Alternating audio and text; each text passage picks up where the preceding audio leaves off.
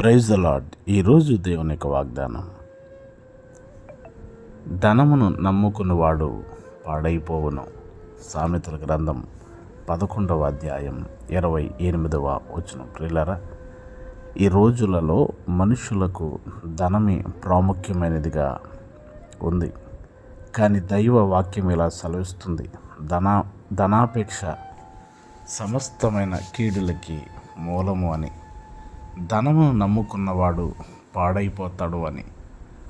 ధనాపేక్ష వలన మనకు కలుగుతుంది నష్టం, కీడు. గెహజీ ధనమును ఆశించి తప్పిపోయాడు. అననీయ సప్పిరాలు ఆ ధనాపేక్ష వలనే నష్టపోయారు, ప్రాణాలను కోల్పోయారు.